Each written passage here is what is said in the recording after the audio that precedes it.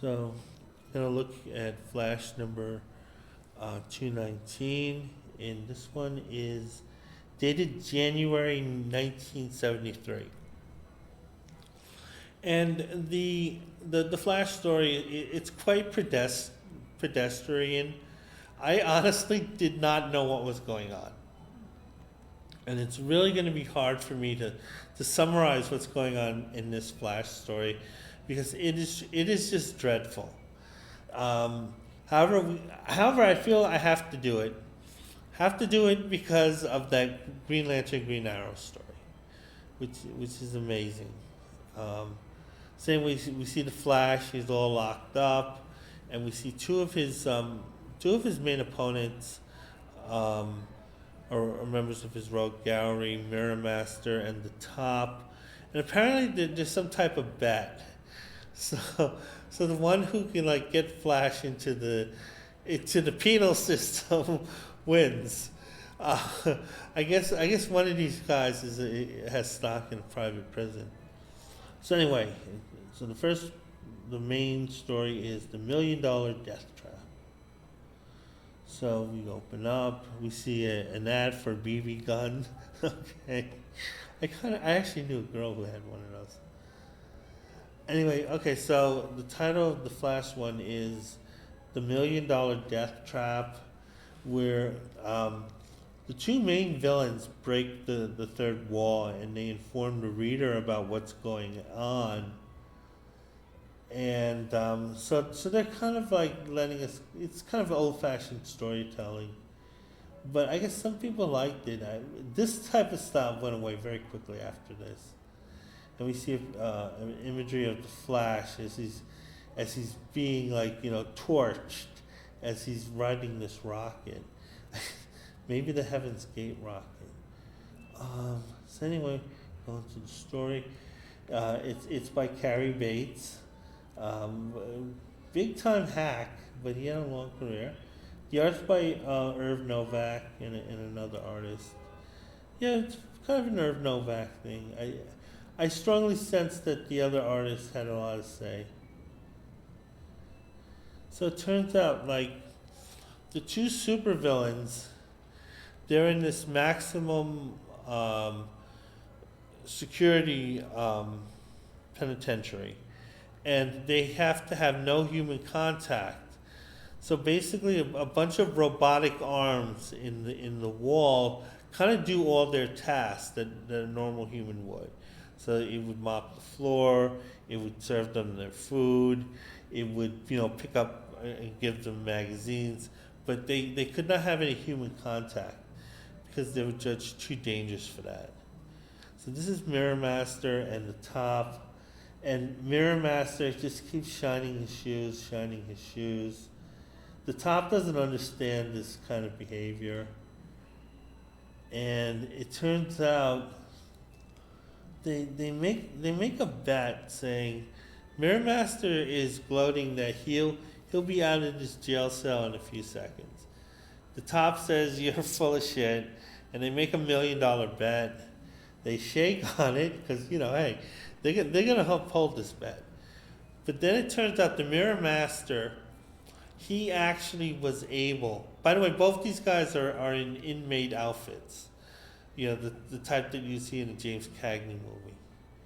So anyway, Mirror Master uses those shiny shoes to teleport himself out of the jail cell. And the Top is confused because the shoes are still there, and he's wondering how shining these shoes, Mirror Master was able to do this. And then it turns out that the Mirror Master had some electronics in those shoes, and he somehow can harness the reflective light or beam that a mirror can produce. He can use it for power. So it's sort of he has this high set of electronics that he can manipulate using light. That's what they're talking about in the comic. So Barry's talking to his boss to trying to figure out how to break this news to the public.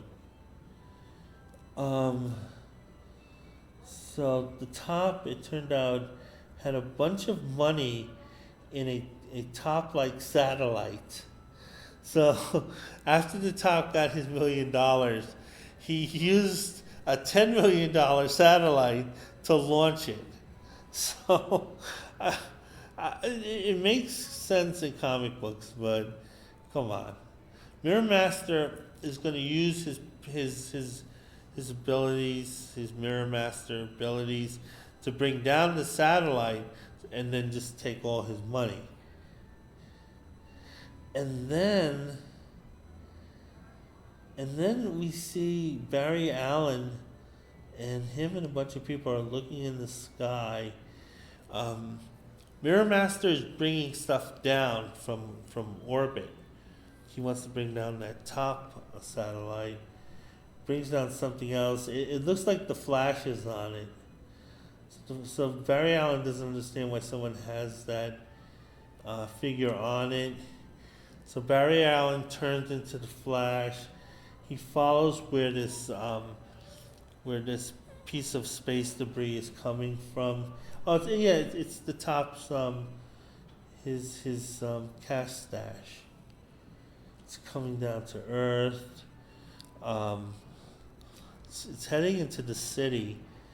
The Flash, however, sees a fire hydrant, and he notices that where the fire hydrant is, it's exactly where the satellite will be. So the water from the fire hydrant that he damaged is going to slow the descent. That's definitely plot convenience. So then the top is ready. The satellite is down completely and it's intact, and then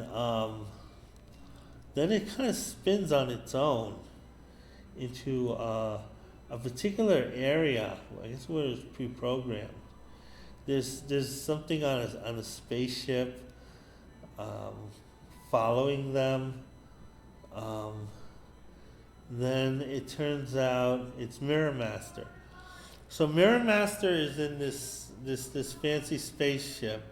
He's looking to collect the $1 million that's in the top satellite. So he's having it out with the Flash.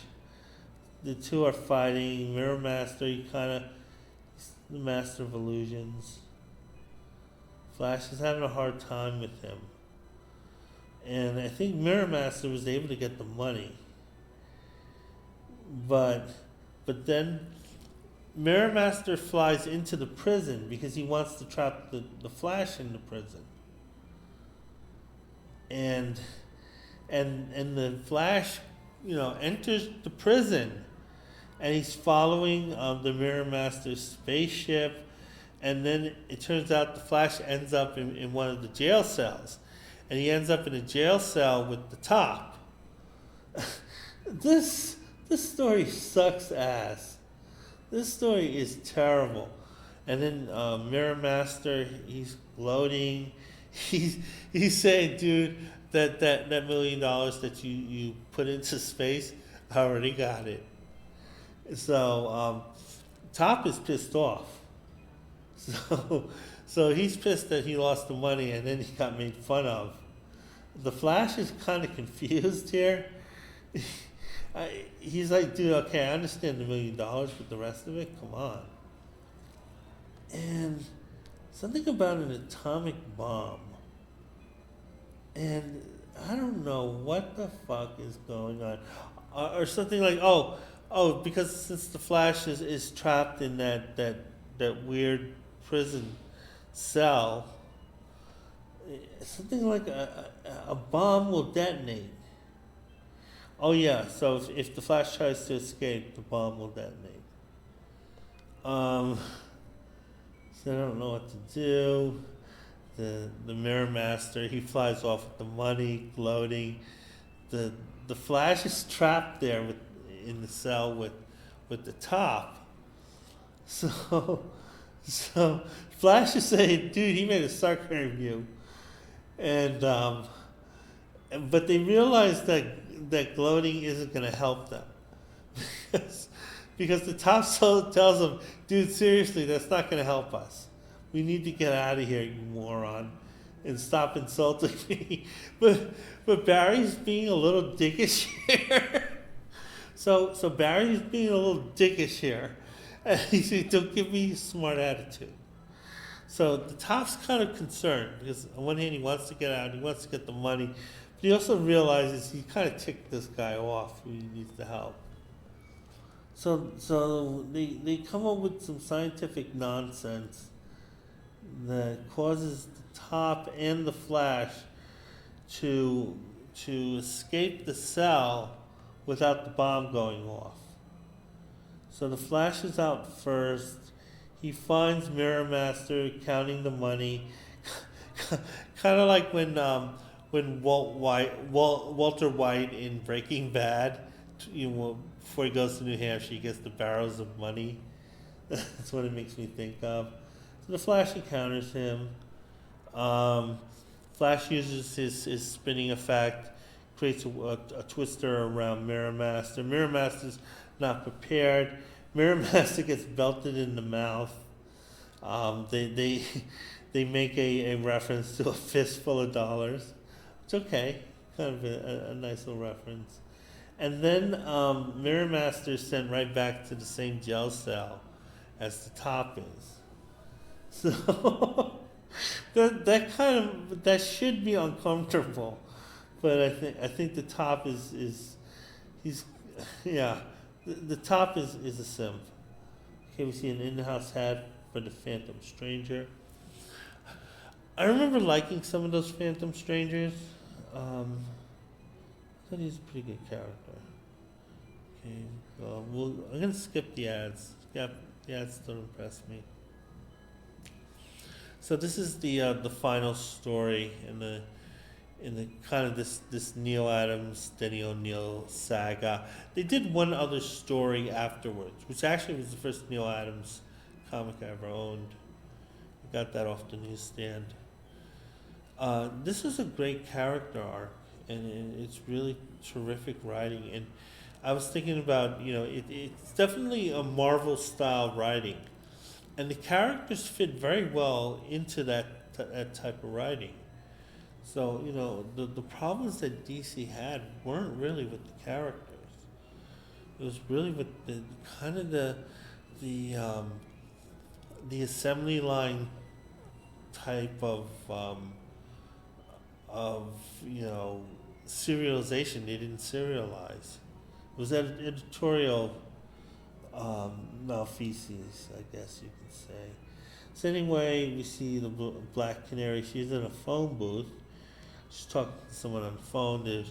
There's a car. There's like a car chase going on. One of the cars skids out of control, and it goes directly into the path of the Black Canary. She tries to evade the car, but she can't. So she's hammered here. She's thrown up into the air. The telephone booth is smashed. The car is smashed, and letting us know immediately the stakes. It turns out Green Lantern was somewhat nearby.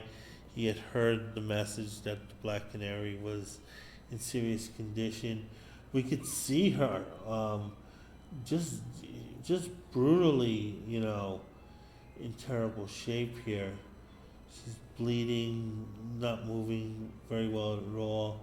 The EMS guys are talking about how lucky she was, but nevertheless, she might not be as lucky as most would think, because apparently her blood type is a very rare blood type, and it's something that is not readily available, I guess, at the Citibank or at any of the hospitals.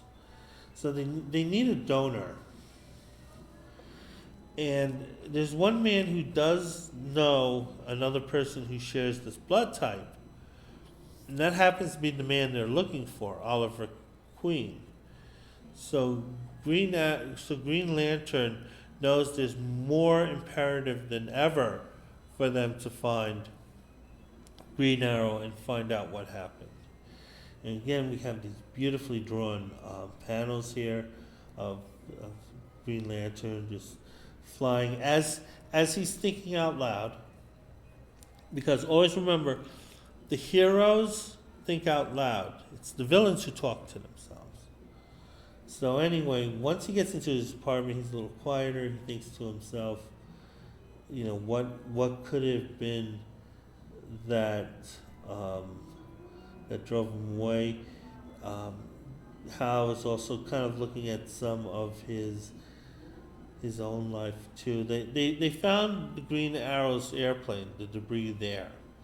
So they know there's something up there, at least with a piece of property that they know that Oliver Queen would be the only one to operate.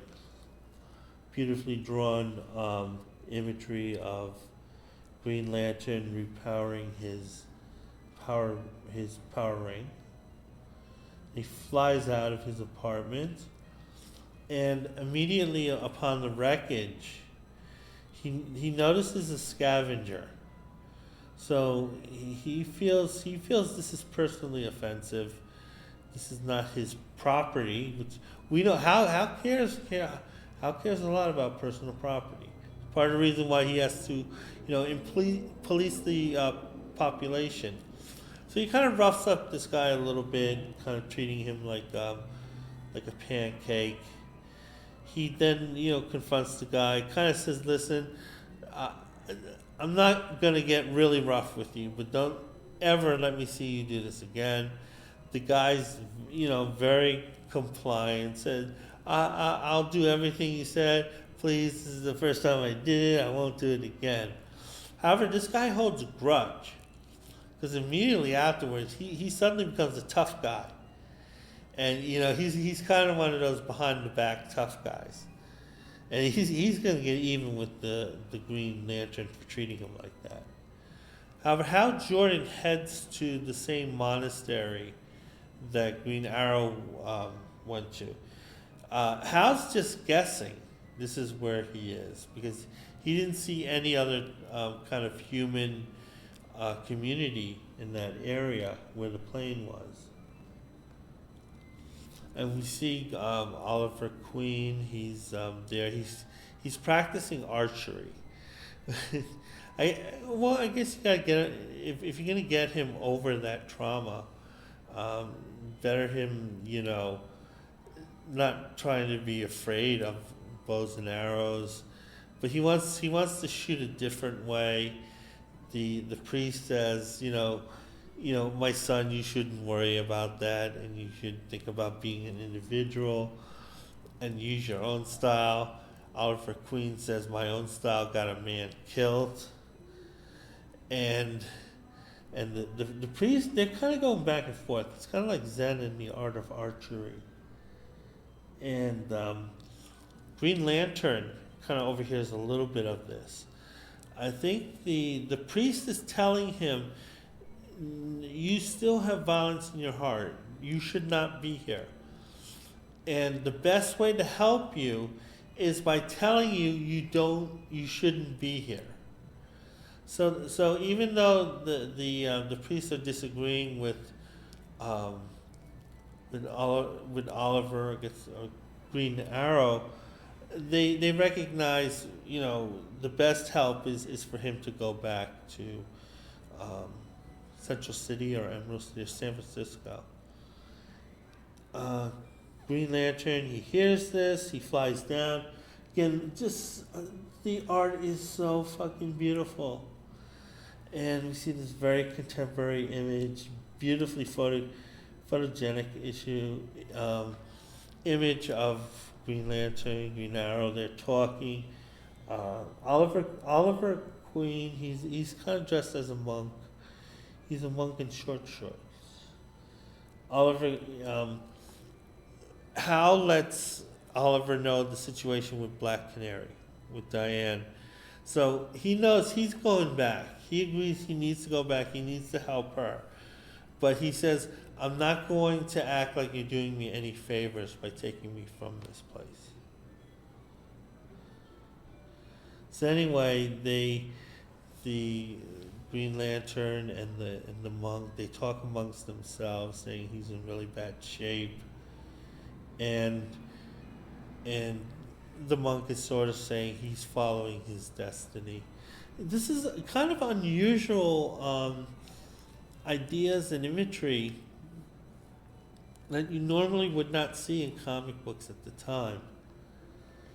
And again, I just love this artwork. Green Arrow saying goodbye. The monk gives Oliver a bow and arrow, saying, "This is the best that I have, but I so believe in you, in who you are worthy of it." So this gives Oliver King, weaponry to become the Green Arrow, even though that's the thing he was escaping from. So anyway, the Green Lantern and Ollie, they're walking through the forestry here, and the scavenger that Green Lantern had roughed up a little earlier, he's behind a tree, and he's just waiting for them. And then he swings at Green Lantern's head, whacks him. This is a brutal blow. And he's knocked unconscious, and then the guy turns the gun on Green Arrow. Now Green Arrow's armed, and his fast crime instincts normally would have kicked in here, but he's still gun shy from the events of killing that sniper. So Oliver Queen, he's thinking about it. The guy's playing tough guy now. So this is a real coward here. But nevertheless, because he got the drop on them, he's going to win over these two he's going to win a fight with these two superheroes. Because he notices how slow Oliver is to react, and he just takes advantage of it. And he gets knocked unconscious. So anyway, it turns out the scavenger kind of looks a little like Neal Adams. I'm sure he didn't draw himself into that. But anyway, he's kind of an experienced hunter and scavenger. So he has Green Arrow tied up to a tree. And Green Lantern is chest deep in yellow quicksand. Again, plot convenience, because you need to have, Green Lantern to have some type of weakness where he can't power himself out. So because of the surface color of the quicksand, he can't use his power ring. Because his power ring is it's not immune to yellow. It doesn't work against yellow. It's really weird. So anyway, the guy's gloating, saying that, you'll be begging me for your life, and I want to enjoy that. So he's kind of a sadist, and he's inviting Green Lantern to beg. And Green Lantern tells him to go climb your thumb. And we can imagine that he would have meant something harsher. So I guess that was the one thing they felt they can get by the comic book code. Also, they realized that the audience of who's reading these. Although, looking at those letters, they must have been getting a lot of college kids reading The Flash. This guy, the trapper, the scavenger, he's an asshole completely. He spits on the Green Lantern here. Oh my God, what a disgusting person. Oliver Queen is just torn. He's just torn. He realizes that his inability to act costs them, and he doesn't know whether he could find it in himself to do so. However, he does notice that some of his arrows are nearby, and he uses the tip of one of the arrows to cut through the ropes that he's tied in. Now the scavenger, he's too busy gloating over Green Lantern's fate. And again, some beautifully drawn art. Green Lantern goes lower and lower into this quicksand where it's getting very hard for him to breathe. The gunman is clearly enjoying this as it's going on, but he's not going to give up his dignity. And then it turns out that as this is happening, Oliver North is breaking free of his bonds, and he already broke his bonds. And he's jumping for his archery set, and he grabs his archery set. The scavenger turns around with his rifle, and the same light that kind of blinded him that night in the alley against the sniper also shows up. So he's going through that traumatic syndrome is actually happening, but this time he rises to the occasion. He doesn't kill the guy. He hits the arrow goes into the scope, which knocks the gunman unconscious. So he's able to achieve what he wanted to do non-lethally. The next panel, see Green Lantern. He's smiling as this blood transfusion is given to Black Canary. They're they're both in bad shape, but Green Ollie North, he's bald, by the way. I forgot to mention that. He shaved all his hair except for that goatee. He's just happy that he's helping his woman. He's coming back to civilization, and he's gonna go back to being kind of that bland superhero that carried on for the rest of the 70s and 80s. Okay, we see an in-house ad for Commandy. I love Commandy. And this is Commandy number 2. That was a good issue. That's him versus the Rats. Okay, so I'm going to take a look at the flashgrams. It's the lettering page. And they're talking about issue 216. They felt that Carrie Bates kind of did a ridiculous story. So they're really giving it to Carrie Bates in this first letter. And they're kind of writing back saying what they were trying to do. Second letter is a much more positive one toward Carrie Bates. So this person was pretty happy with what they read. So it kind of counterbalances the first letter. Then the next one kind of goes into the general direction of the Flash, talking about how he likes the artistic team. He mentions Len Wein, and he kind of likes Carrie Bates and stuff. He does briefly mention the Green Lantern, Green Arrow,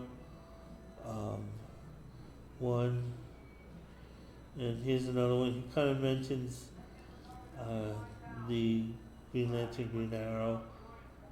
Kind of likes it. Says they like Green Lantern, Green Arrow. They're not really saying much. Yeah. So anyway, this is a great arc. If you ever get a chance to read this, please do. The art is amazing, and it really is a Marvel style story. And it's kind of interesting to read. Unfortunately, the character growth that the characters would be seeing here wouldn't really carry on to other stories, because sometimes another editor might not care about this, and they just kind of do a ridiculously two-dimensional hero, and it's hard to do that after you read like an arc like this. So anyway, that's my review of Flash issue number 218 and 219. I hope to have more reviews up soon. Bye.